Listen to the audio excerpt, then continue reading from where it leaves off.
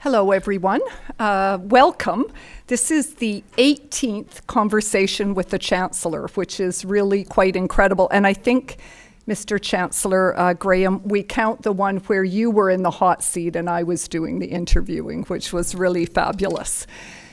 As I'm sure many of you know, because you have been part of this fantastic series that Chancellor Bill and Kathy Graham have been responsible for sponsoring at Trinity College, it really has enabled us to bring amazing guests on topics that are of really great interest of the moment in particular, and to have a wonderful, relaxed conversation format to just explore some of those things. And we've had fabulous guests, Madam Justice, as she then was, Louise Arbour. We had Perry Bellegarde, who was just the newly minted chief of the AFN. We had Elizabeth May recently. We had Carolyn Bennett recently. I'm sure people will particularly remember General Romeo Dallaire, which was really a very, very moving speech. And so I'm very delighted today to welcome, I think, very timely conversation with Kerry Buck, who is Canada's ambassador to NATO. And as I'm sure we are all aware on this day, as on many others, NATO and Canada are in the middle of a very, very interesting time in the world. And so we're particularly happy to have the ambassador here for this conversation. So thank you for joining us. And I will just say a few words about Ambassador Buck, who has been Canada's ambassador to NATO since 2014, I think, and she is Canada's first female ambassador to NATO. She went to University of Western Ontario, and then, as some of you know, she and I knew each other at law school at McGill. We're always somewhat surprised to find ourselves in the place we find ourselves, but I can't imagine anybody better to handle the issues that she's handling than Kerry. After she graduated from law school, she joined what was then known as the Department of External Affairs in 1991, and she served in many different positions there. I'll just mention a few: political director and assistant deputy minister for international security and political affairs. She was assistant deputy minister with portfolios for Africa, Latin America, and the Caribbean, and she was the head of the Afghanistan Task Force. She also served in the Department of Foreign Affairs and International Trade and the Canada Permanent Mission to the UN in New York. She's also been in the Privy Council office and has done many, many other things. She articled, interestingly enough, with the Attorney General of Ontario not too long ago.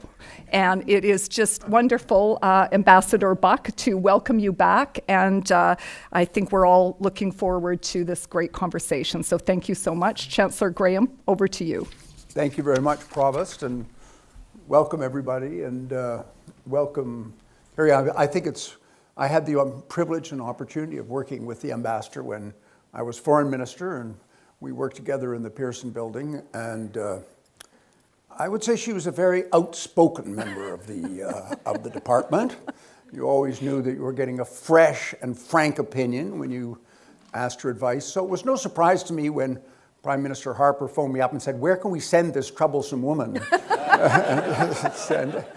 And she ended up at NATO.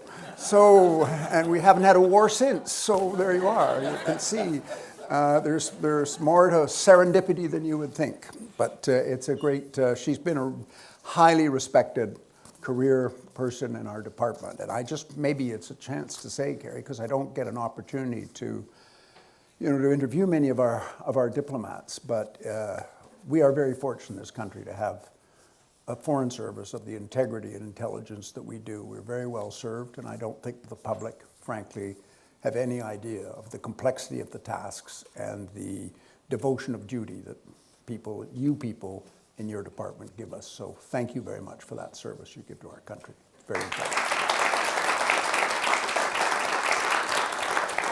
So to get into it, Kerry is our ambassador to NATO. So we've got some students here, and most people, of course, you know what NATO is, but I was recently involved in the Defense Review with Harjit Sajjan, the Defense Minister, and certainly the recent Defense Review emphasized our commitment to NATO So would it be fair to say that apart from the United States, which obviously is our most important ally, NATO would be our most important security architecture for Canada, certainly most important international instrument of security that we're involved in? Yeah, I think it's more than fair to say. NATO's important to Canada. It serves our interests because we have a voice and a veto at a table where our closest allies on security, defense, and broader geopolitical issues sit. So we have that voice and veto. It serves our interest, but I think it's more important to say why it serves our interest. Minister Freeland issued a big foreign policy speech last year in the House, and there she set out the new government's vision of what Canada means to the world. And she called us an essential nation, and I think that was fair. But she also looked to those things that serve Canada well internationally, those tools that serve us well internationally.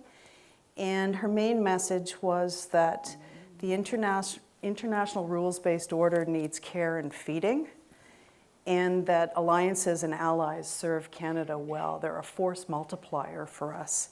So in a way, it's NATO as an organization, but NATO also as a table of allies.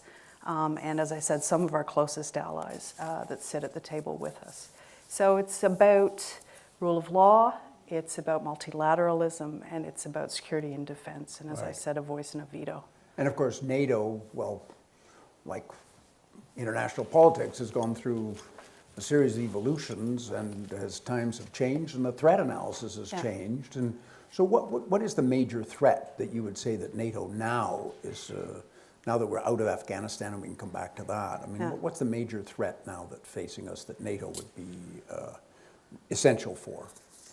I'll answer that, but I'm going to back it up a little bit. There have been 3 ages of NATO. So there was the Cold War NATO, where the major threat was the Soviet Union, and NATO focused on collective defense, defending the Euro-Atlantic space. Then fall of the Cold War, end of the Cold War, fall of the Berlin Wall, NATO found a new purpose, and that was building stability on NATO's periphery, out of area, crisis management operations, Kosovo, Afghanistan, Libya. And along came 2014, when Russia invaded Crimea, and all of a sudden we were back in the business of collective defense, and at the same time still involved in out-of-area threats. Those out-of-area threats, NATO's still in Afghanistan, Canada isn't, NATO's still there. So threats that emanate from the periphery of NATO, terrorism, other asymmetric threats like terrorist groups with state-like tendencies, and a resurgent Russia. And new tools, so beyond conventional tools, cyber. There's more threat in the space domain, hybrid warfare. So if you ask me what the main threat is, I can't answer because NATO's got to do it all now. Right. It has to do collective defense, and it has to worry about external threats from not peer states, but non-state actors too. So the list goes on. And you know, if you ask different NATO populations in different NATO countries what their major threat is, you'll hear Russia, you'll hear terrorism, you'll hear cyber. In some states in the alliance, you'll see the destabilization that prompts migrant moves as their main concern. So it's a long, long list right now, and NATO's got to do it all. Right. But let's look at Russia for a moment, because I mean, I remember being in 2005 with Prime Minister Chrétien sitting around the table with President Bush and Mr. Putin, and well, we'll forget about Berlusconi for the moment, because he almost gassed us with a bunch of over-enthusiastic Italian military maneuvers. But we, you know, at that time it was, I don't say it was a love-in with Russia, but there were certainly, we were turning the page. Russia was going to be, we were going to have the NATO-Russia Council, we were going to have an opportunity to collaborate. Do we have a sense about what went wrong? I mean, when I would go to Russia, and I talked to my colleague, I mentioned to you, Vladimir Lukin, who was the chairman of the Foreign Affairs Committee of the Duma, he would say, well, NATO's constantly expanding against us. NATO's aggressive against Russia. There seemed to be a line in Russia that was always, NATO was kind of coming against them. But I thought we'd turned that page, and now we're back to Russia being the major threat. Yeah. It was a time of hope that Russia would become the new partner, a new, more constructive partner. And for a short period, it looked like that's what was happening. So I would sit in the G7, for instance, then the G8, and we'd have some pretty constructive discussions with Russia. Same in the NATO-Russia Council at the time. And I can't, there are different theories about why it happened, but the fact is that it happened. And it's not just 2014 when Russia marched into Crimea. It was prior to that in 2008 when Russia marched into parts of Georgia. And Russia started a massive reinvestment in their military after underfunding their military for a while. For a while it looked defensive, but then Russia started to exhibit certain behaviors, snap exercises on the border of the Baltic allies, snap exercises with 100,000 troops coming up quickly, very close to the border and not being declared for monitoring under the OSCE. Bellicose nuclear rhetoric, moving what could be seen as tactical nukes into Kaliningrad Oblast. Over and over again, destabilizing moves. So the why, in a way, we all engaged in a lot of Putinology at the beginning, trying to figure out, post-Crimea, trying to figure out why. But I think the what is more important. And the what has not been the actions of a partner by any stretch of the imagination. And yes, Russia says, well, NATO is expanding, NATO's encircling us, NATO's taken an aggressive posture. And it's hard to tell how much of that is believed, but I know a lot of that is propaganda. Yeah. It is propaganda, and it's not based in fact. So, the Russian land border, and you all write down this number, and I know I'll have it wrong, it's like 20,000 kilometers. And it's about 1/16 that borders on NATO territory. So there's no encirclement. But the bigger problem, I think, is... I've got more worried about all the Chinese that are just walking across the border up in the east and taking over the place without anybody being there. Yeah. Although they have a different relationship, I suppose. But the bigger problem, I think, is the Russian, or I'll call it Putin's view of the world, where states can't necessarily choose their alliances and choose their friends and choose what organizations they belong to. And that is fundamentally at odds with Canada's view, the Allies' view, and it's at odds with what Russia's agreed to in the OSCE, Helsinki Final Act. The basis of the international rules-based order is that states can choose their friends, they can choose their allies, and they can choose their security architecture. So those states that joined NATO have done so freely. And they've chosen a model that is about the rules-based, international rules-based order. Well, you did mention this whole idea of, we talked about Crimea, we talked about Ukraine. So in Ukraine, it's what we call asymmetric warfare or hybrid warfare. These are terms seem to be used interchangeably. I don't know whether that's appropriate or not, but it's very clear that what it is a form of action which is not clearly identifiable against the state and state actors. So ununiformed personnel or personnel in other uniforms and that type of thing. So how well are we then positioned to deal with that type of asymmetric threat or hybrid warfare threat? How is NATO doctrine changing? How are we supple enough to be able to realize, hello, this is not the traditional warfare. This is a totally new game we're playing here. How do we deal with that?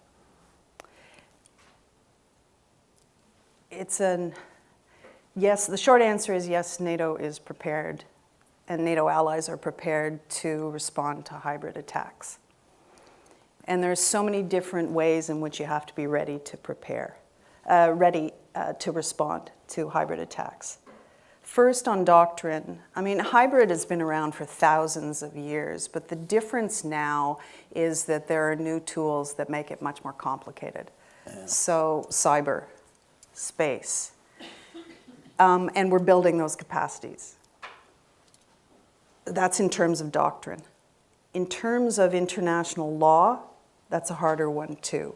Because what Russia started to do, there's been an evolution of hybrid. So in Crimea, there were what we call the Little Green Men, marched into Crimea with no insignias, carrying Russian weaponry, driving Russian tanks, with Russia saying, this is not us, until they said, well, yes, actually, it was us. They're doing the same thing in the Donbass in Ukraine now. It's not us, but there are Russian weapons and Russian tanks there. So international law has a bit of a hard time dealing with that. What's the threshold of an armed attack? And what do you do when you can't attribute? When the time comes for NATO to make a decision and you don't have 100% certainty who is behind the attack. So it creates a bigger gray zone for NATO and for decision makers. But we've responded to that by increasing our intelligence capacity, surveillance, reconnaissance, and by increasing the skill sets of some of our soldiers who are deployed in the eastern flank, for instance. So, as I understand, Canada has deployed soldiers to Latvia as part of a NATO mission. Is this a response to a perceived threat of an asymmetric action by Russia in the Baltic area? Is that why the troops are there? And could you explain a little bit about what the planning or what the thoughts are around that mission? It's not just a response to asymmetric threats from Russia, it's a response to very conventional threats from Russia too. When you have 100,000 Russian troops during an exercise show up across the border, it makes your population nervous.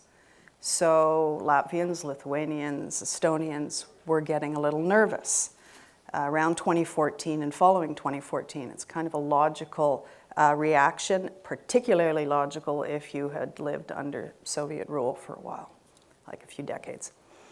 So there was a decision made very early after Crimea, in fact, that NATO would put more, so this is at the Wales summit in 2014, that NATO would put more assets and more readiness out into the east of the alliance. Part of this, the newer alliance members didn't have the hardware and the troop numbers to make all of us very confident that we could repel a Russian incursion if we needed. But the presence in the east is more, it's not really it's not your grandfather's Cold War with 300,000 troops standing along the border. It's about sending a political message to Russia that we have all of the alliance present in the east and in the Baltics. So if you put one toe over the line, or if you scramble the wrong jet, you have the entire alliance coming crashing down on your head.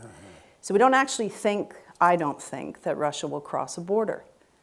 What I do think is that we've changed the risk calculus of Russia. If they know the entire alliance will come crashing down on their head, they're less likely to make a decision that's going to be a problem. So we upped our troops in the east following Wales summit, but we thought it's not quite enough. We need to send a stronger, more multinational message. So in Warsaw in 2015 at the meeting of leaders, we decided to put 4 new battle groups in, the Baltics and Poland, and Canada took on the role of framework nation in Latvia. And we have a very interesting battle group there because it is the most multinational. It's like the embodiment of the political message of deterrence that NATO is sending to Russia. And it's really great. So we've got Canadian commander of the battle group. We've got Albanians doing chemical, biological, radio, CBRN. I speak acronyms, Spanish. Nasty stuff. Yeah, nasty stuff. We've got a ton of Spanish soldiers there. We've got Italians. We've got a range of allied troops participating in our battle group, and it's really something to see. So really, in a way, as you said, you've kind of created a new threshold. I mean, it's a threshold because a little bit has before the Ukrainian experience was, had they crossed the threshold, and one didn't really know, and then they were in, and they were already there, and it was kind of too late. Now we've created a threshold, we know. But in cyber, that's going to be much trickier, isn't it? I mean, we had the experience of the attack on Estonia, which was really remarkable. The Estonian president came to a meeting of the Trilateral a couple of years ago, and he was just saying, the whole country was shut down. And so then the question arises, I mean, is that an Article 5 attack? Is that an attack? And how do you attribute it? All those problems. So how is NATO doing in terms of its cyber response? Because that seems to be the big worry we've got in Canada now. We've upped our budget. You notice in our recent budget, we ourselves are going to be more active in cyber, and for a good reason, finally. So where's NATO as a group on that? NATO's really, really beefed up its cyber posture, its cyber response. So NATO's adopted a cyber policy. There's a cyber action plan. There's a cyber watch center that's running 24/7 to harden and protect NATO's cyber infrastructure, but also to come to the aid of allies if they need some help on the cyber front, to share best practices, share education. You can't have one giant cyber system across the alliance, but you can have, it's like a mutual help society in a way, to make sure that deterrence is about protecting your vulnerable points. And with cyber, if one ally is vulnerable, the entire alliance is vulnerable. So it's a very fast help system, helpline to come and help allies. And on the Article 5 point, at the Warsaw Summit, leaders recognized that an armed attack, which is the legal threshold for NATO under Article 5, that cyber attacks can constitute an armed attack. What if they attack public infrastructure like power lines and things like that? Basically, so if there's a Babel, you can define sort of what threat of what the nature of the threat is. But on the cyber thing, Kelly, I mean, going back to like a nuclear, the nuclear states of NATO have kept their own nuclear weapons, and there's a policy of NATO, but they don't share some of the Hungarians don't have a nuclear bomb lent them by the Americans, sort of thing. So on the cyber, is there a greater level of collaboration than that? Because when I was there, my concern was that cyber would be reserved to the nation states in a way that nuclear weapons were, and that you wouldn't get the level of collaboration for cyber. You see a real evolution there, do you? There's been a real evolution. Right. Is it an absolutely level playing field across the alliance? Absolutely not. And nor do I think it ever would be. And nations do keep a certain amount of their own cyber defense to themselves. It's logical, it's natural. But we've created like a cushion of interoperability on cyber that would make sure there's no one vulnerable cyber flank in the alliance. But there's another part of that question. It's not just about cyber defense, it's about misinformation too. So the Russian doctrine is that they will use what I call cheap and cheerful tools because they're easier than marching soldiers across a border. So they'll use a combination of cyber attacks and misinformation tools to destabilize. And they use that throughout the life cycle of conflict.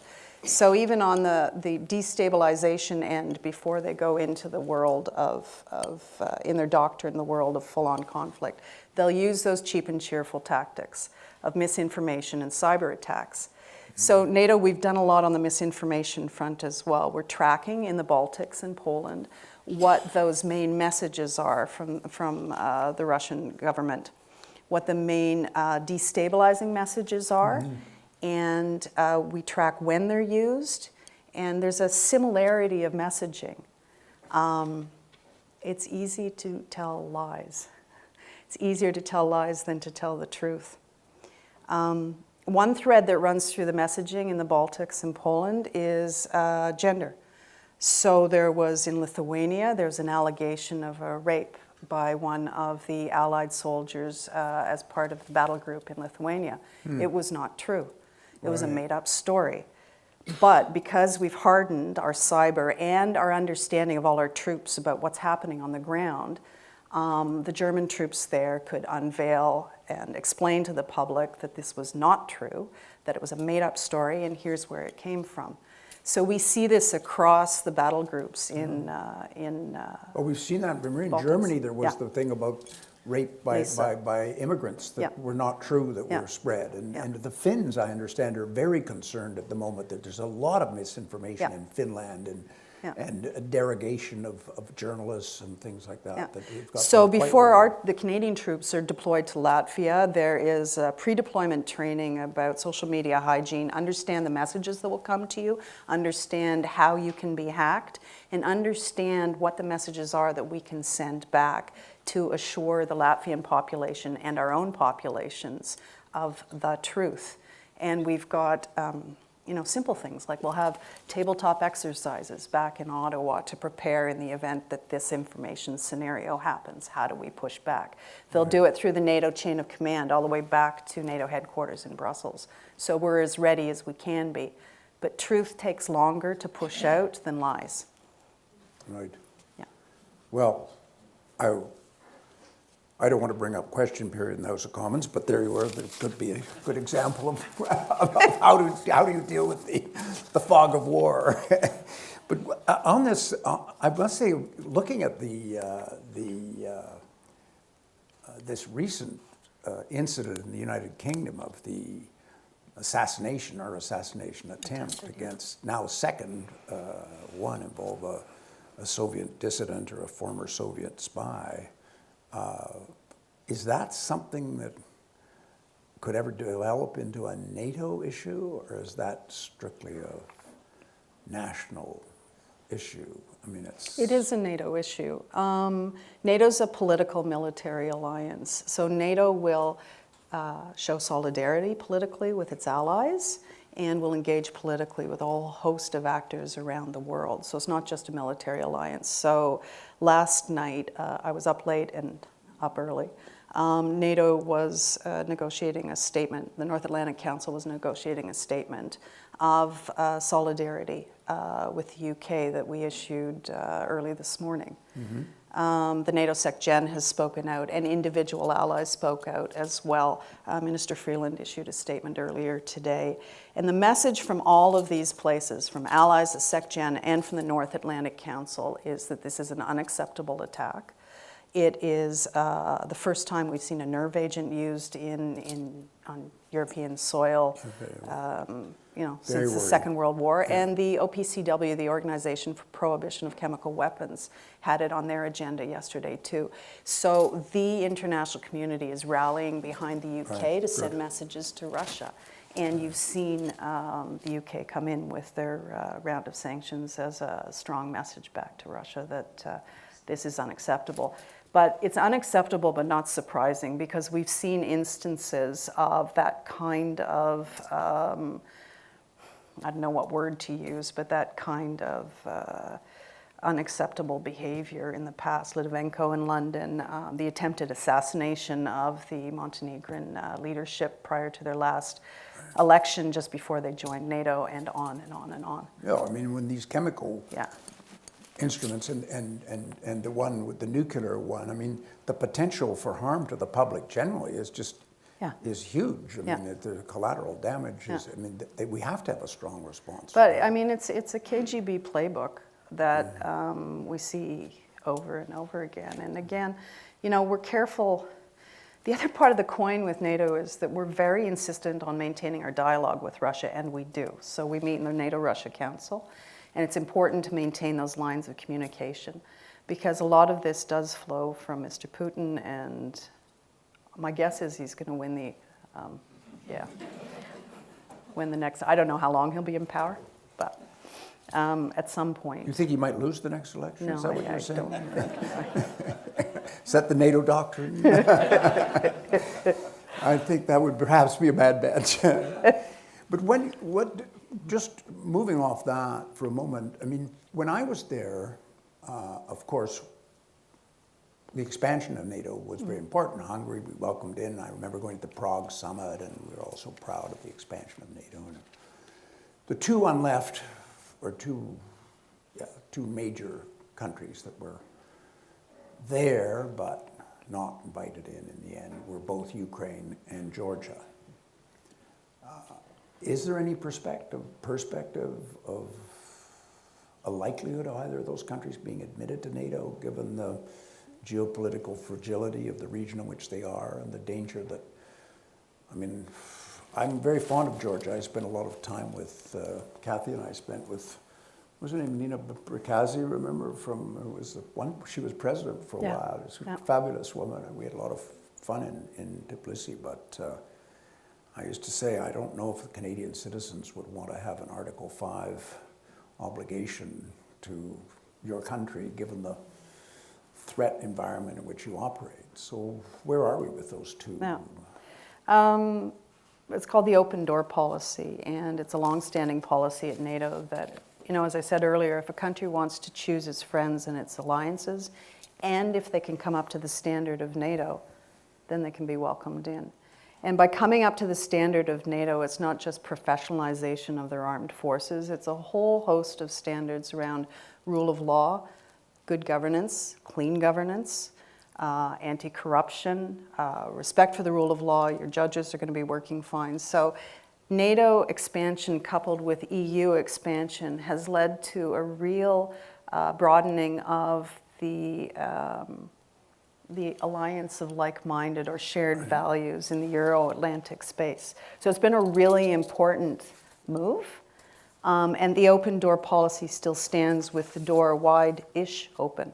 So Montenegro, that's not the right way for me to say that as a diplomat. He promised that I would be misbehave, and I'm trying to not. But sorry, Montenegro joined last year. Yeah. The message to Georgia and the message to Ukraine, Bosnia-Herzegovina, former Yugoslav Republic of Macedonia. Yeah. So the messages are that we're still moving on the path to Euro-Atlantic integration, absolutely. Mm-hmm. And we will take steps each and every summit to do more assistance with them, substantial packages of assistance to Ukraine, to Georgia, et cetera, and a lot of political outreach. So we went to Georgia's the North Atlantic Council before their last election to send that signal that you're firmly part of the Euro-Atlantic space. We support you politically, we'll support you in your efforts to professionalize your military. Right. So it's a very live, good, and growing relationship with the aspirant countries. Well, let me pick up on your comment about common values and ask you a rather awkward question I think we all have to face at the moment. And again, my experience when I was there, we spoke a great deal about common values. And we saw, and many of the aspirant countries in those days saw NATO as a way of ensuring democracy in their country, and particularly control over the military and civilian control, because they couldn't get in without that. And that was a big sea change in many of the countries. So today now, however, we're seeing, and I'll name three, Poland, Hungary, and Turkey, three countries where there are those who would have serious concerns about the political values and how much they are aligned with our values of democracy and our values of the way in which there is a respect for diversity, a respect for minorities within the culture. So is this something that NATO even would think of dealing with, or is this something which just we will, on the political level, one will just kind of keep working one's way around? I mean, I'm not suggesting there's a point that has been reached in any one of those countries that's intolerable, but I've met people who've said, you know, what happens if they become undemocratic? Do we say, well, now you don't fit the NATO mold anymore? Does this mean we invite you out? No. Can I even ask you that question? Yeah. Will you give me an answer? Yeah. Are you allowed to give an answer? Oh, yeah. No, I'll give an answer. The unity of the alliance is a political good. We have an interest in that. The unity of the alliance, in technical legal terms, it's all for one and one for all, or you touch my friend, you know, you get the whole gang of us. So that's the technical legal. Right. Yeah. So the unity of the alliance is something that we need and want to preserve. And we have, through the history of the alliance, seen a number of countries fall into complete and non-democratic states, juntas, etc., for a while. And yet the alliance has stayed together. Does that mean we don't care about the values in the alliance? No, it doesn't. But there's a calculus. You have to balance things inside the alliance. So I'll talk Turkey. Right. Turkey is an important ally. It's a strong ally, it's a stalwart ally, and it is in the alliance's interest to have a country that sits where Turkey sits, in that region. It's in the alliance's interest to have a stalwart ally that is primarily Muslim nation. It is in the alliance's interest to have a military powerhouse and a geopolitical powerhouse inside the alliance. So when we have concerns about some developments in Turkey, and we, Canada, do have concerns, and we've been honest about them with Turkey, at times we will express those concerns outside of the alliance. Why? Because it's in our interest to have alliance unity preserved. But sometimes we'll do it inside the alliance too. So for instance, their recent operation in Syria, in Afrin, they call it Olive Branch. We've asked the Turkish government to brief us consistently on their operation, and we send messages at the table saying that proportionality, mitigation of impact on citizens, on civilians, etc. Those are core principles of the alliance too. So we'll use that as a forum to press some of the points. Are we concerned about a potential, clash? We keep reading about the American troops embedded with Kurdish troops that are in a front-line confrontation with Turkish troops. This is getting to be a little more awkward than anybody thought it would have a couple of years ago. Does that type of thing get discussed around the table or just in the corridors? Yeah, it gets discussed around the table. You pick the clash in Syria, and Iraq's doing a little better now, but you pick the clash. It's not just that issue. It's layers and layers of potential for real disaster. Disaster's ongoing in Syria. So yeah, those issues come up at the table. But there are many more around Syria and Iraq. So for instance, we'll have a very active debate on Iraq, and ministers made a decision a couple of months ago that we would start planning for a formal NATO mission in Iraq, but it is only about training and high-level, strategic-level training of the Iraqi armed forces to enable them to do their job better. Mm-hmm. So we talk about those things. It's a little bit, that is, again, we're getting out of theater talk, aren't we? Yeah. And you mentioned that when you were talking earlier, that we the alliance seems to ebb and flow in terms of, we're going to be core in Europe for a while, and then suddenly we get Afghanistan, and that's a stretch too far. But today, you mentioned immigration flows, the Mediterranean, instability, terrorism, and everything that is there. There must be an appetite amongst some NATO members for more active NATO out of theater, out of Europe activities, because in fact what is taking place on the borders of Europe is a threat to the integrity of European states themselves. There is an appetite, but I think that the way the tools in NATO's toolkit have expanded. So NATO's still in Afghanistan with a training mission in Afghanistan. Pretty large scale, the longest mission that NATO's ever had. But it's not the previous ISAF mission to Afghanistan. It's much less kinetic, much less fighting. NATO doesn't do the fighting, it does the training. So where NATO's turning now is what is known at these meetings of leaders as projecting stability. And the idea is that NATO and NATO troops will do more defense capacity building along its periphery. So working, for instance, with the Jordanian armed forces to help them thicken their border, help them, Jordanian armed forces, manage their borders so they can distinguish between the legitimate people who are fleeing and terrorist elements. Working with Tunisia to the same effect, working in Ukraine to build some of that capacity too. So it's not just to the south, it's all the way around the alliance where NATO will start to project stability, and it's using military as soft power tool in a way. And we'll couple that with political messaging from the political arm of NATO as well to help build that capacity. That does sound a lot like the conversation of the ESPD, the European Defense Group, when I went to Brussels. And the distinction in those days was made NATO was hard power, and those Europeans, those fuzzy Europeans, were off doing soft things over there, and peace and security and justice, but they didn't know how to fight and et cetera. I mean, that was kind of the language. And now you seem to be, it seems the lines are getting blurred, as they always seem to in life. And so now we're a little more recognizing that there's a dimension to that NATO can contribute to, are we? Well, I mean, if the threat is from the south is a terrorist threat, and I mean, that's the way it's framed, but the fact is the recent terror attacks in Brussels, in Belgium, and in France, they were from people born inside Europe. So, we're Canada, we're very careful not to say it's a threat from the south. It's not an inside threat. It is an inside threat.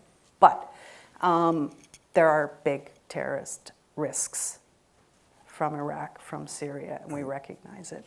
But we also recognize that a lot of the tools to prevent and to manage the terrorist risk are around capacity building, intelligence development, humanitarian assistance, and doing all that in the right way. So NATO has to work with other actors like the EU, and NATO has to use its military assets in a way that's smarter, more nuanced, and more, as I said, like a soft power tool. So yes, it's making things more blurred, and that's okay because that's the world of threats we live in right now, where the threats are less distinct, they're more diffuse, and they're more asymmetric. It just makes it harder, like the world where a legal threshold of an armed attack it's a lot easier to figure out when you're talking about territorial lines being crossed by another state. When you're talking about cyber lines being crossed by a non-state actor, it's a harder world to live in, and you've got to get more sophisticated with your tools. So we're working with the EU on that. So this might be drawing a rather long bow, but it seems to me that concomitant with the discussion around the need for more women in peace and security operations, the language is changing in a way. So I was going to come to that a little bit later, but this seems to be appropriate to come to it now, because when I think about it, I remember when General Vance was advocating at the security conference down in Halifax about, role for women in the armed forces. It was sort of in a way that the armed forces had to reflect the society we're in, and it wasn't doing that but it was also about the nature of what women bring to the peace and security debate. Is that sort of greater recognition of the role of soft power instruments united with hard power? Would you draw a line to that to some extent by the greater level of influence of women in operations today? Yeah, absolutely. We've, even since I arrived there's been a real spike in interest, commitment, and understanding of some of the gender aspects of NATO's work. There's still a lot more to do. We have actually 9 women ambassadors at the table of 29 now. Oh, you which do? Well, is when I was there, it was just you and your Dutch friend on your bicycles. On our bicycles, yeah. You two on your bicycles were a threat to the rest of them. Yeah. US, UK, Canada, France, Netherlands, Montenegro, Luxembourg, and Estonia. Wow. That's 8, and I said 9. Can't remember. And the deputy sec gen is a woman now. But it's not just about different numbers. conversation. Yeah, Yeah, I think it's a slightly different conversation, but it's not just because we're there. There's a realization, particularly on the military side, that military operations, training and capacity building are more effective if you take into account gender and if you have women in your military. So I'll give you two very practical examples. NATO is doing some counter-IED training. Canadians with NATO are doing counter-IED training in Iraq. Well, who does a lot of the farming in Iraq? There'll be women farmers. Where are the IEDs? It'll be women farmers who will be discovering the IEDs sooner. But if the Iraqi army we train to do counter-IED comes in to train, locate mines, figure out where they are, take them out, how are those women farmers going to talk to the male military that are showing up? It's going to be harder. You have women in your military, in the Iraq military, to go do it. You have women who can talk to the women farmers. Okay, this is how we deal with it. So it's very, very practical. You have more effective military operations if you understand the place of women in society and you understand that you will have better product and better effects if you've got women in your military. So it's not just about numbers, it's about having a gendered understanding of the environment that you're working in and of the impact you want to achieve. So our end state on training in Iraq has to take into account what I call inclusive security. It's not just around gender, it's around other things. If the military activity in Iraq, for instance, splits the sectarian divide more because it's training the wrong Iraqi forces, that's not going to help for stability.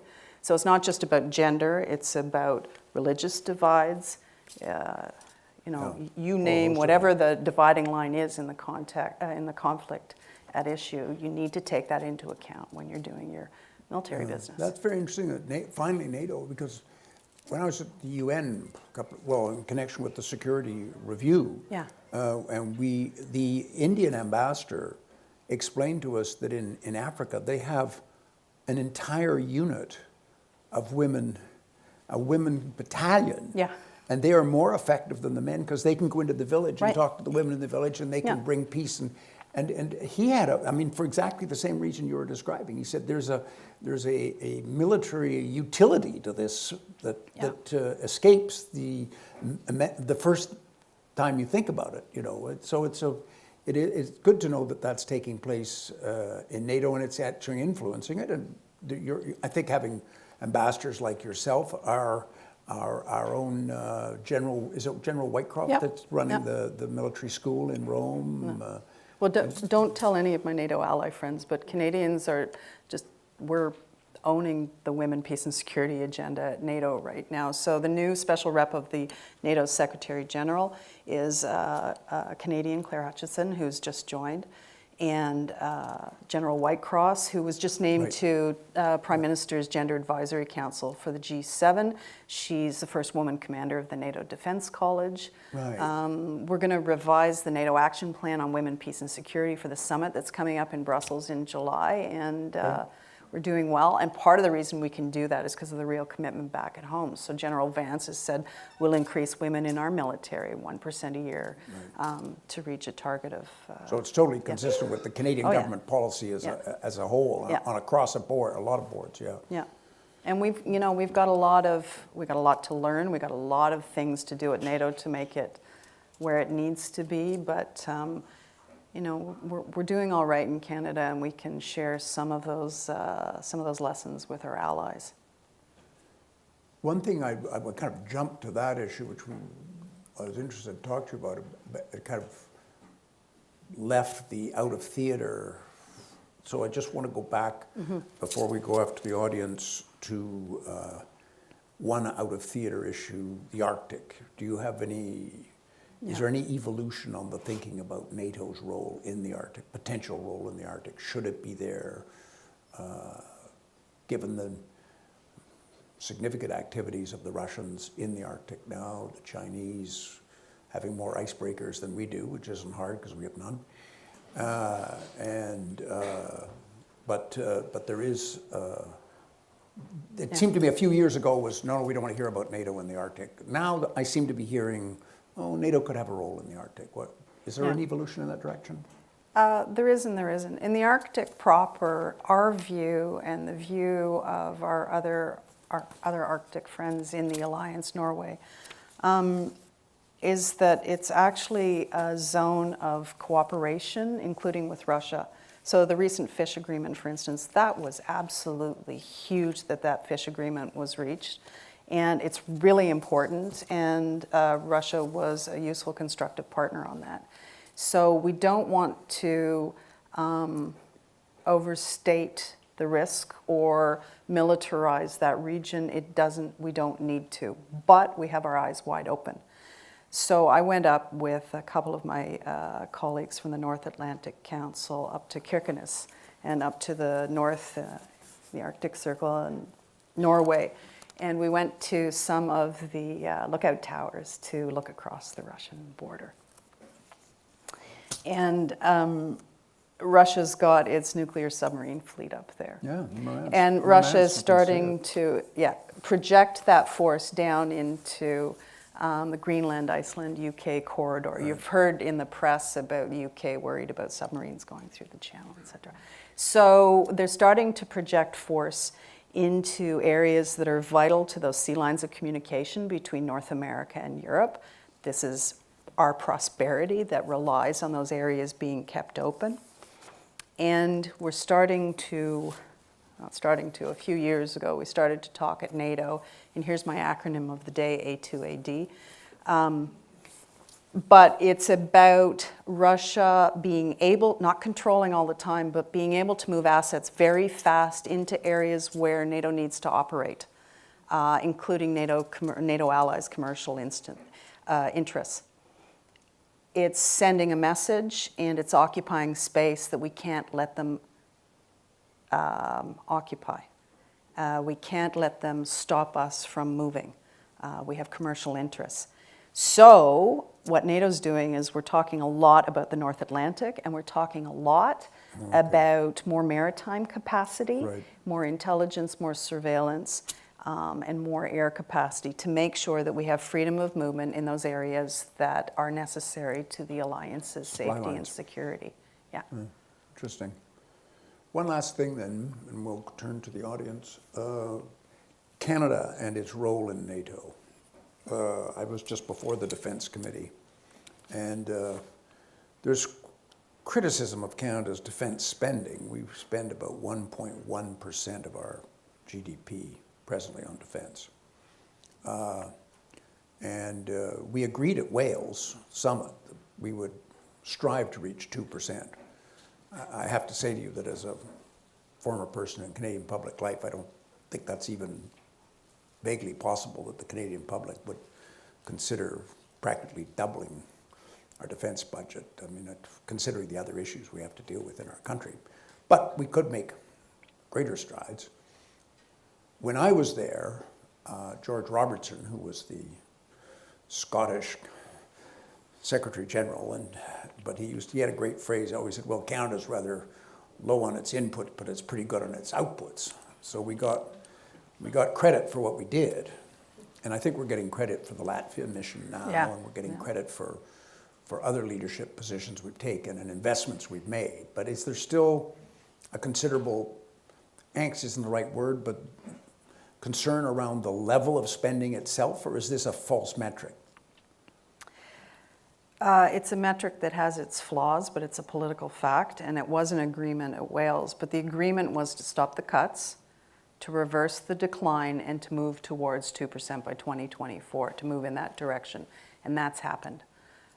Since then, and I'll forget my numbers here, there's been $46 billion extra in defense spending by European and Canadian allies, so everyone who's not the US. There's been a significant turnaround in defense spending.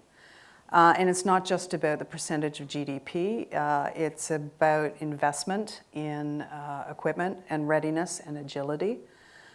And Canada, we have nothing to be ashamed of. We're doing we're doing very well by NATO. Right. Canada's participated in one form or the other, contributed to every single NATO mission since NATO was founded. And I cannot overstate how important the Latvia deployment was. We have moved rotational troops, but we've moved back into Europe in a visible way with base that it's the first time since we pulled out of Germany in the 90s. So that sent a huge political signal to Europe about our reinvestment. The US was reinvesting in European security at the same time. Is the mic still working? Yeah, okay. So we're doing all right, and our star has risen. Will we still be criticized by some, including our neighbor to the south, for not reaching the 2%? Perhaps.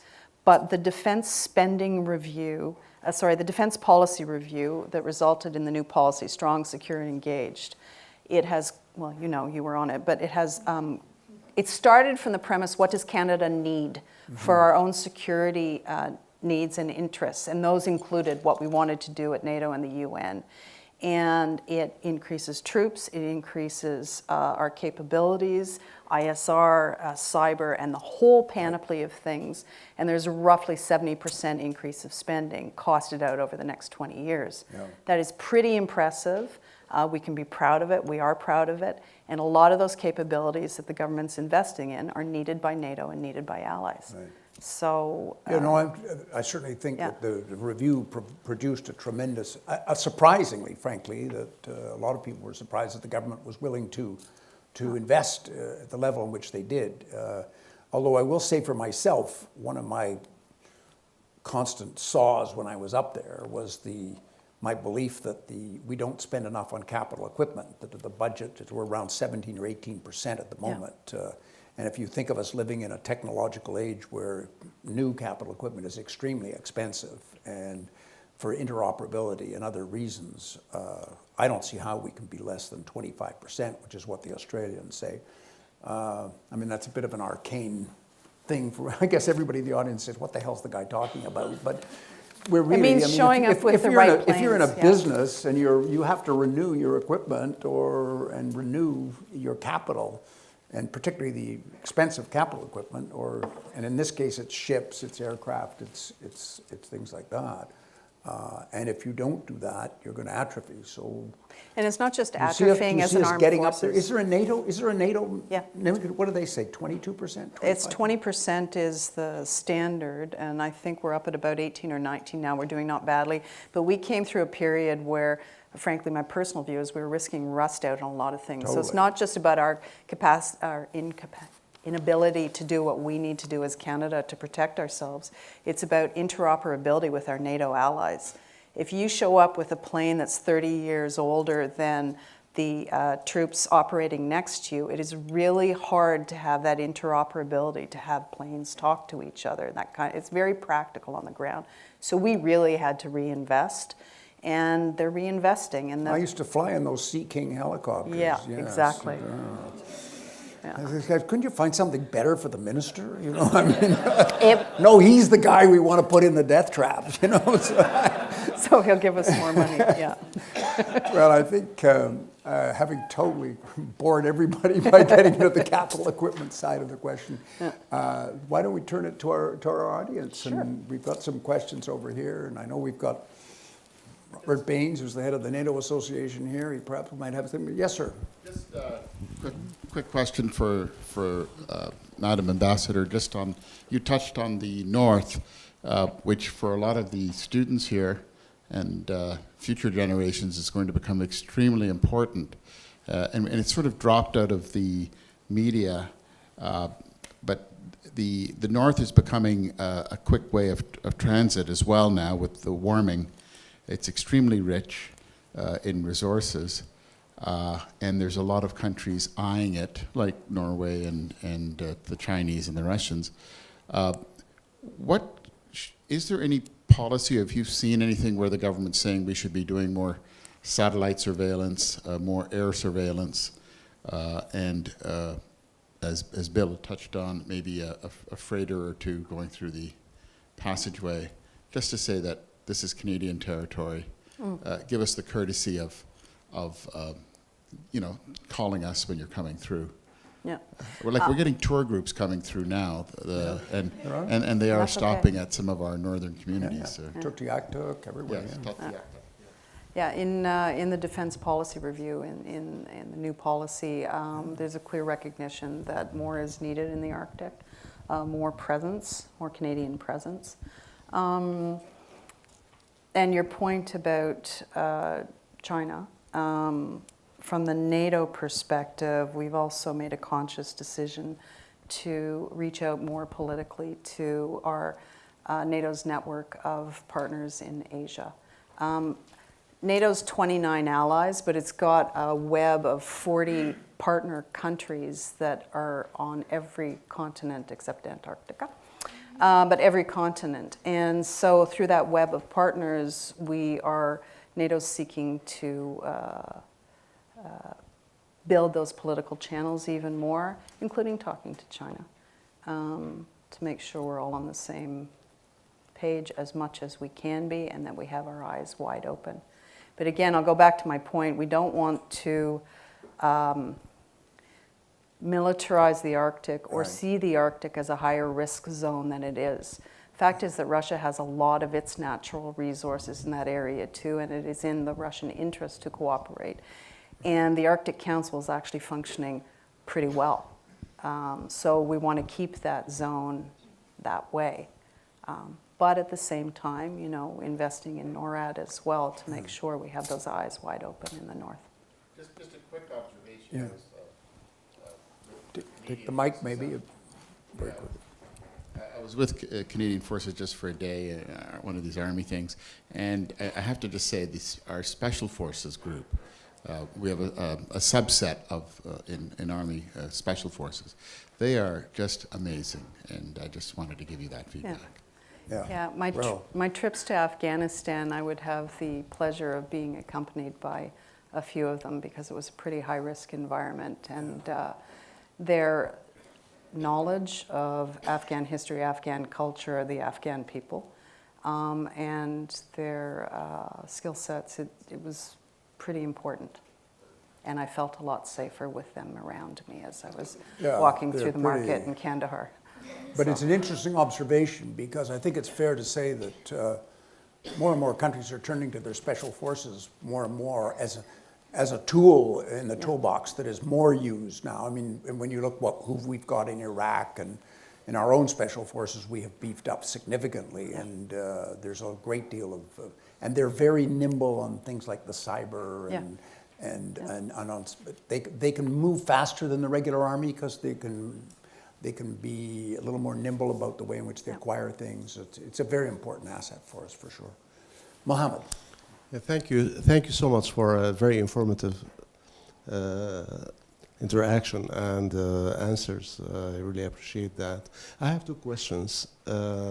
First one relates to how the NATO manages conflicting geopolitical agendas among its members, like the U.S. You referred earlier to the U.S. and Turkey involvement in Syria and Iraq. How does the NATO manages such kind of a conflicting geopolitical agendas, and where does Canada stand in dealing with such agendas? That's the first question. And my second question, whether you could find whether there is any role for the NATO, in your view, to be involved in enforcing the... In where, sorry? To be involved in enforcing the right to protect without creating a mess like what transpired, for example, in Libya. In Libya. Mm-hmm. Thank you. And I think this lady's next. Did you have a question? I'm sorry, ma'am? Somebody in the middle there? No? Did I see him? No. Okay, here's somebody down here. So. Okay.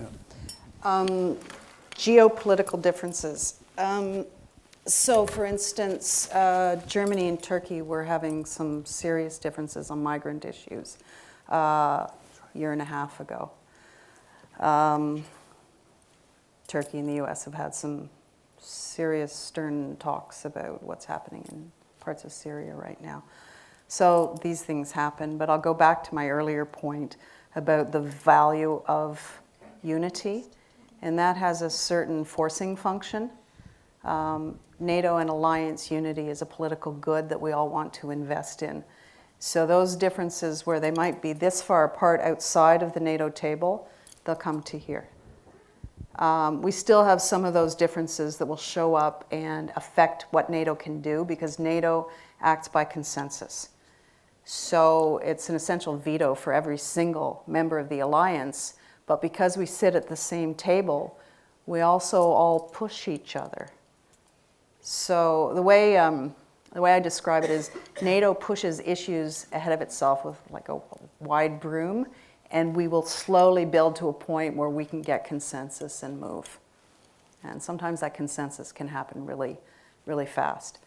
Now on responsibility to protect. And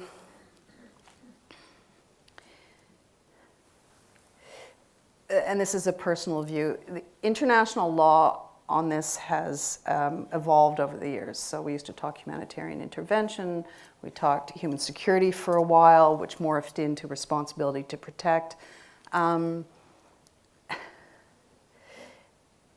That's about two things. It's about the legal authority to intervene somewhere, why you intervene somewhere, and it's about how you intervene. So on the why you intervene, I think it's, I won't say settled law because that's too hard to say in international law, but I think it's clear that when there are humanitarian atrocities and the Security Council can move and authorize, that the international community will continue to go into states, but not necessarily through intervention. Do you know what I mean? They're using a broader range of tools, as I said. Sometimes it's about being invited in and doing training to help deal. Sometimes it's through political processes. So there's a broader range of issues. So R2P still exists. Libya, my personal take on Libya is that the problem with Libya was the security vacuum left after the NATO operation. And in a way, the international community listened too much to the Libyan government at the time that said, we've got this. And there wasn't enough investment put in by the whole of the international community, and not NATO, but NATO plus UN plus all of us. There wasn't enough put in to stabilize. And then all hell broke loose in Libya. So drawing a straight line saying it's NATO's fault because Libya fell apart, and therefore Libya fell apart, that's a very difficult straight line conclusion to draw. There are a number of factors. Libya was going to fall apart. It had been held under the thumb of one man without building that infrastructure that made a stable state. So R2P still exists, and it's, I don't know if we're going to see over the next while a large-scale NATO operation, air operation like we saw in Libya. I don't think the time is right for that, and I can't think of the instance where that would be used. But never say never. Right. Good political advice. Jack, I think, had a question. Oh, I'm sorry, this lady does, and then Jack. Yeah. Thank you so much for such an engaging and insightful discussion. My question is for the ambassador. I'm wondering what your perspective is on the burgeoning strongmanship beyond Russia for both states in and out of the alliance, in particular how this affects international norms of the rule-based order you alluded to. Thank you. Strongman, you said? Strongmanship. Yes. Strongmanship. I haven't heard that word, and I really like it.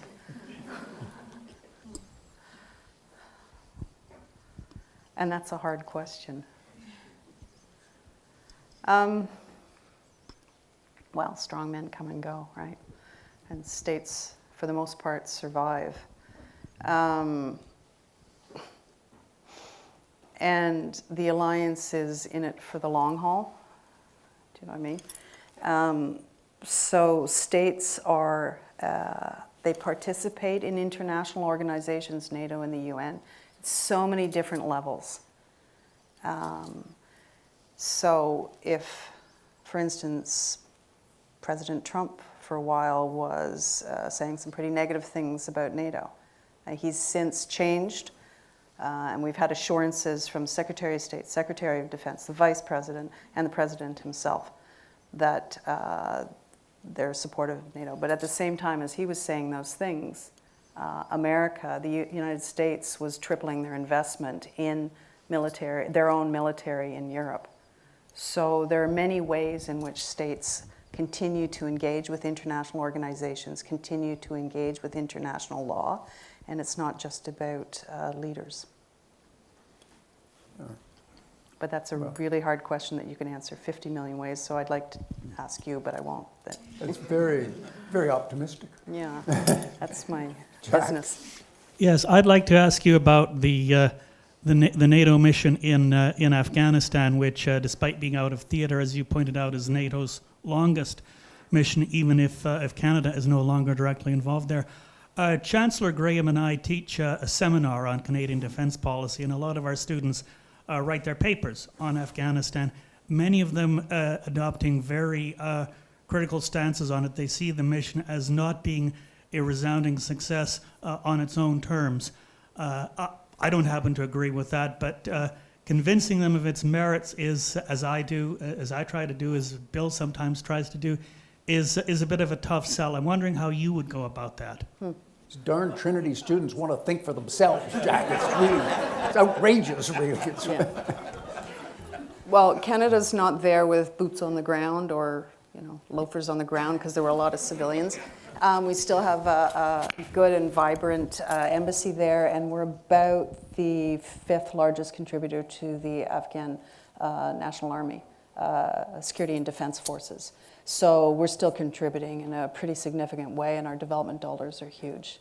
So we're still investing a lot in Afghanistan. The Afghan mission. For me, so I'll tell a personal story. I would go to Kandahar pretty frequently, and we had a lot of civilians there at our Provincial Reconstruction Team office, which was right close to Kandahar city. And we would have their Canadian police deployed, including a lot of Canadian police women. Yeah. A lot of them from the municipal forces in Kandahar. And they would, their job was to train Kandahar police, new Kandahar police, including police women. Police. And to see those strong, brave Afghan women, and a lot of them, there was every 6 months, I'd go and there'd be some different women. Some of them had been promoted and a lot of them had been killed. They were under significant threat and they just kept coming. And then I had the same experience in Kabul. I'd meet with women parliamentarians, and those Afghan women are so brave, and some of them would have death threats against them for going into politics, for daring to do that, and they would just keep coming, and they would just keep pushing it forward. So it's hard for me to say that the mission wasn't a success when the mission helped create the space so those women could take on those leadership roles. It's the most compelling personal example for me. And then, I'd see the Canadian forces around their forward operating bases working right alongside the Afghan police stations, the Afghan army stations, working right alongside the earth movers and the local villages that would be engaged in the projects that were being protected by the Canadian Armed Forces to build the road, to build the dam. Afghanistan has never been a completely unitary state governed from border to border from the center. It's never functioned that way. Right. There's always going to be a bit of fluidity. There's going to be a different patchwork of who's in control of what parts of the country. It's just, you have to measure success in a way that takes into account the country's history and the country's possibility. Right. This young lady, I think. Yes? First of all, thank you very much for a very engaging and informative conversation. So my question is around biosecurity. Just given what's happened in London recently, I was just thinking about your point about cyber and how that goes beyond territorial borders and is quite complex.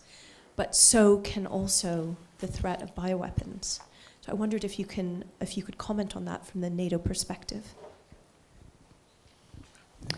It's a core capability for the alliance and for allies to make sure there is capacity to deal with the impact of chemical, biological weapons, to invest in intelligence, to learn more about where the chemical and biological weapons threats come from, to invest in the science. So there's a whole chain of science projects funded by NATO in collaboration with the allies to make sure that the scientific community is engaged as well.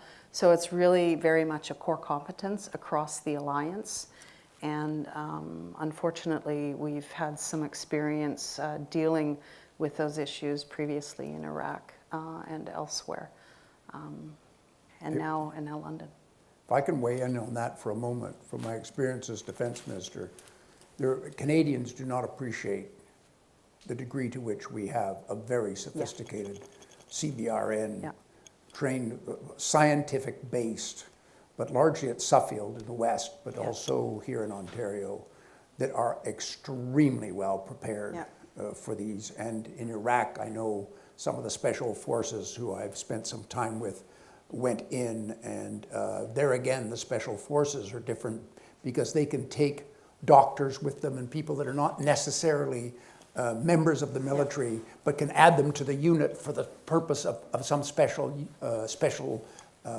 things of these necessary, which are absolutely necessary in these extraordinary circumstances of those sorts of challenges. But Canada, like nerve agents, for example, in Suffield, the Presidential Guard of the United States president goes to Suffield to get trained because they don't have anywhere in the United States they can do it. Yeah. So it is, we have some remarkable facilities in this country that fortunately we haven't been called upon, but are being used internationally. But we have, fortunately not being called on domestically. So for instance, in Libya, we had a lot of engagement by Canadians and some of our close allies to remove some of the nerve agents, mustard, and other things out of Libya. So we are a go-to nation on that front. Yeah. Right, then this lady here. And then there was another question. Thank you, Ambassador Buck, for your insights today. You mentioned earlier Article 5 and under what conditions it might be invoked, and how the cyber attack on Estonia didn't constitute as Article 5. Cyber disinformation campaigns, disinformation that happened during the US elections, disinformation against Canadian troops in Latvia also doesn't seem to constitute an Article 5 retaliation. I'm curious under what conditions a cyber attack could possibly escalate NATO to react and deem it an Article 5. Right. Article 5 has been invoked only once, and that was after the 9/11 attacks. And it's only been invoked once in the history of NATO. Article 5 is similar to Article 51 of the UN Charter. So an attack to fall into that threshold has to be an armed attack. And there's no clear, this is why us international lawyers keep getting work, there's no clear definition of what an armed attack is. And there's no, in a way it's part a legal question, part a political question. So there has to be significant scope, significant impact, and intent. And it's not damage in the economic sphere that counts. It's essentially intent to launch a military attack. That's the rough standard. So mere border incidents don't count, maybe. So the threshold is pretty high. But who would have even thought in August 2001 that a civilian commercial airplane launched into a building at the direction of non-state actors would amount to an Article 5 attack? If you'd asked a lawyer in August, we probably would have said no. But by September, we were saying yes. So the law evolves, which gets to the cyber question. So leaders have recognized that a cyber attack can amount to an armed attack within Article 5. What the scope of that cyber attack would have to be to reach the Article 5 standard, we don't know yet. Yeah. But we know that we need to be legally prepared and legally ready. So we've done cyber exercises. We've done cyber exercises among lawyers. So imagine a scenario. What's the legal readiness you need? What's the cyber technical readiness you need to respond and be prepared to respond to a cyber attack? And then we all get excited about Article 5, not Article 5. But the fact is that NATO can and will react regardless of whether it's an Article 5 issue, threshold reached or not. It's just how NATO reacts is different. It can react politically. It can deploy its cyber 24/7 SWAT teams. For big named NATO missions involving common NATO assets, usually that has to be an Article 5 matter, except when we're invited in, and then we can do those things, right? We didn't declare Article 5 for Afghanistan. We had a Security Council mandate. We were invited in by the Afghan government. You can do all sorts of things short of Article 5. So it's not the be-all and the end-all. So the idea is a range of cyber tools, legal readiness, technological readiness, and bringing NATO allies up to that standard on cyber, and that's the key.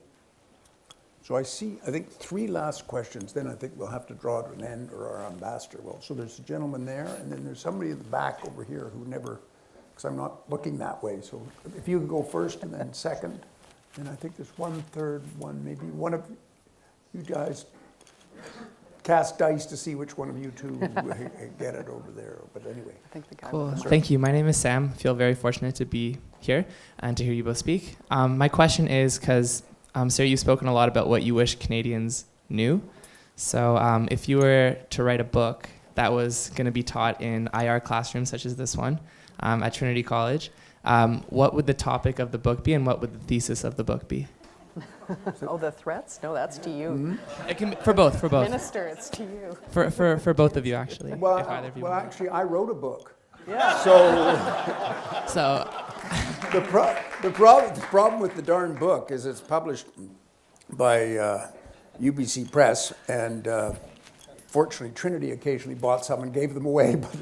But the thing costs $40, so students. So I'm hoping it'll go into. The first thing is it has to be accessible. So I'm hoping they'll get it into paperback in the fall and bring the price down to a reasonable thing. But basically, what I tried to weave through very much a lot of what Kerry has talked about, my own personal experience, was the evolution of international law. Since I came to this college in 1959 through to 58 through to 61. Then I went to law school. Even international law was very embryonic, was virtually nothing. Now we talk about international humanitarian law, all these rules and regulations that we talk. People have no idea about the extent of which the international community and the rules-based system has developed, but I don't have a good idea about how much it's under threat as well, and how we have to preserve it if we're going to live in an integrated world which functions.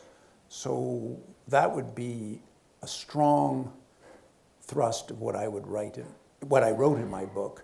And the other thing is I wrote in my book, or hoped my book would achieve, would be to inspire young people like yourselves to recognize that public life is extremely important in a democracy. Yeah. And if we don't get good people to go into politics and participate in public life, we're not going to have a country that is well run and a good country. And I think it worries me today that given social media and a whole host of big changes are taking place in society, and perhaps the fact that our present parliamentary system is perhaps a little out of date, is that young people are turning their backs on politics, and that we want to inspire the best to be in politics, because only the best can give us the leadership we need to make this country great, and that's so important. So that was really what I would write. What about you? What would you? And I haven't, And his book is $40. I haven't written a book, and I'm a practitioner, so and I'm a civil servant, so the chances of me writing one are slim. But if I were to write one, Her husband's writing a book. It's my all right. husband's writing a book. Yeah. The thing that strikes me working in Europe is how close their borders are. And so they have to live in a world of alliances, they have to live in a world of foreign policy, and they have to live in a world where they're much, across the population, they're much more engaged with some of the bigger geopolitical questions. And we have the luxury of our geography here, and I think we have a tendency to turn a little inward and to not think about the world as much. So if I were to write that book, it would be to talk about how we bring the conversation wider outside of IR specialists or international law specialists, and make it more accessible, make the idea of Canada living in the world a little more accessible and a little more known, because the level of there's really high support for NATO amongst the Canadian population, but they don't know what NATO does. There's slightly higher support for the UN, but as a rule, and I'm speaking to surveys here, they don't quite know what the UN does. And I think it's an important educational piece. And education, not like pushing lessons down to the population, I don't mean that, but I mean a little more citizen engagement, and one of some those big issues was what I'd like to do when I retire and get a job with you guys. Yeah. We'll read your book. Yeah, okay. What? We got one. Oh, I'm sorry. yeah. This gentleman over here. Yes, fine. Thank you, Ambassador Buck and Chancellor Graham. It's been a very interesting discussion. I have a question about NATO expansion, especially in the sort of post-2014, post-Crimea context. You mentioned that NATO still has an open door policy towards expansion, and I think a lot of the discussion about expansion really is about the obligations that accession candidates need to meet. But there's also what about the obligations that the alliance owes to its new members? So to give an example, the example of Georgia, I mean, even if Georgia, became a liberal democracy with market economy and whatever else was required for them to do to join, it seems a bit far-fetched that the alliance could give them a credible guarantee that they could come to their defense. And I think we're even seeing that problem with the Baltics right now. So there have been a couple of reports by the RAND Corporation that have basically talked about this conventional force imbalance in the Baltics and in Eastern Europe. Is there a discussion within NATO now about, it's not just about these countries implementing certain reforms, but also the ability of the alliance to credibly defend them? Yeah. Good question. It's a great question. And I do think if we're talking about the Baltics, and I know that report you mentioned, and basically their conclusion was that the alliance doesn't have the presence, the agility to protect the Baltics, given the Russian capacity to move lots of troops quickly with a lot of sophisticated hardware. And that report came out about 2.5 years ago. I think that report was based on a Cold War model of troops standing toe-to-toe across the border. And my understanding or my approach to this is that we're not in your grandfather's Cold War. We're in a different world where the threat is still there, but it's not about troops toe-to-toe along a border. It's about more sophisticated tools, an ability to move quickly, and an ability to maintain that political cohesion and send the political message to Russia that the entire alliance is there. So subsequent to that report coming out, and it wasn't cause and effect, the 4 new battle groups were put into place in the Baltics. So I think there's a very strong deterrent message there, but you don't rest. So my expectation is at the summit in July in Brussels that we will have even more about readiness and military mobility so we can move troops and hardware across borders in Europe as fast as we need to. So The level of concern amongst the population in the Baltics and Poland, for instance, has dropped significantly since the Canadian, British, German troops have shown up, battle groups have shown up.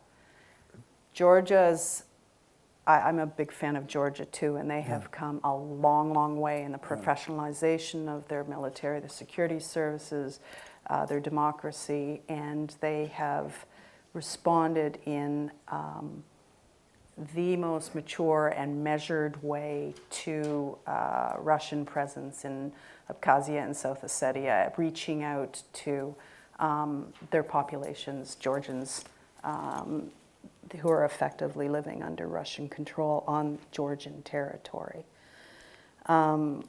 So the challenge in NATO is, some of the outside arguments are that if Georgia were to come into NATO, it would be an immediate Article 5 situation. That is a conundrum.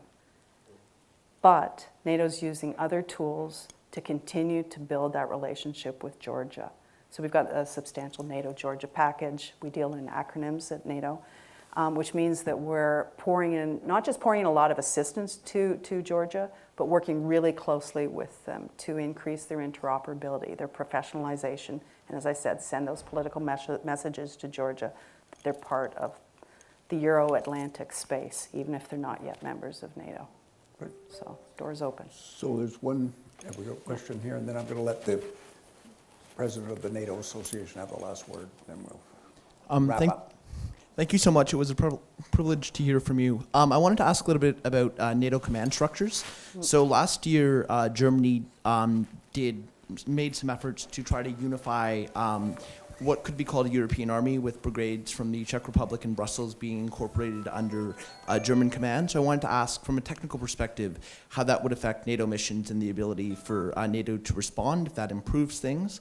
And then I guess as a second component to that, politically, given that there has been a lot of resistance to an idea of a globalized context or a European context with the election of, for instance, Five-Star in Italy and with Brexit and that kind of thing, do you think that a European army would be beneficial for NATO, or do you think that that could lead to a lot of pushback against the organization, as it would be seen as more of an infringement of international institutions?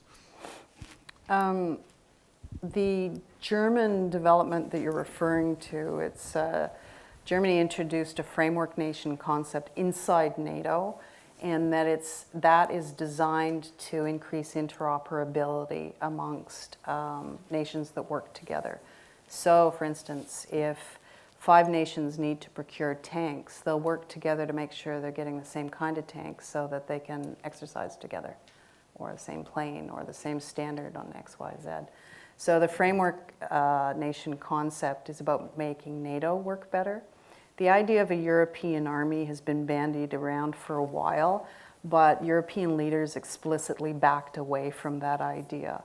The whole point of NATO from the very beginning in the post-war period was to keep America engaged and North America engaged in European security. And that fact and that need still holds. It still holds for different reasons. Part of the reason is, if international rule of law, and you keep as many of your friends in that tent, that international rule of law tent, as you can. So keep the United States engaged in NATO. So the idea of a European army somehow competing with NATO has fallen off the table. But what Europe's done is they've taken a lot of really important decisions the last 6 months to build up European defense capabilities inside the EU. So we're working right now with the EU, NATO, to make sure it works together in a way that increases European capacities that mesh with NATO processes and NATO capacities. It's win-win. So NATO-EU has been a really important strand of work for the last summit and the summit coming up in July. So it's actually good news that there's more European investment. And the words European Army, you won't hear very much anymore. They explicitly rejected it, so. Well, Lord Ismay, remember, who was the first Secretary General of NATO, coined that rather unfortunate aphorism: the purpose of NATO is to keep the Americans in, the Yeah. Russians out, and the Germans down. But that was after the Second World War, so things have changed now. Yeah. But so, Robert. Thanks very much. Ambassador, absolute pleasure to keep working with you. Last night we did have the launch, or the soft launch, of the hashtag We Are NATO. It is an effort to make sure that the next generation especially gets more engaged with the purpose of NATO. I'd just love to hear 2 or 3 ideas that you have as far as what you think are some of the core ideas we want the next generation to know about NATO. Okay. Message 1, NATO's the most successful political military alliance the world has seen, and it's delivered peace in the Euro-Atlantic space for almost 70 years. That's 2. Will that do? Yeah, okay. Okay. Well, ladies and gentlemen, when I made a comment about the quality of the people that we are lucky to have working for us in our Foreign Affairs Department and throughout our Government of Canada. And I think this evening we've had the opportunity of having an active demonstration of someone who not only has great human quality, but also the intellectual clout to represent our country in one of the most complicated environments and one of the most important environments for all of us. So, Kerry, thank you for coming. Thank you for the work you do. Chancellor. And we wish you well in your extraordinary career. Thank you very much for doing this. That's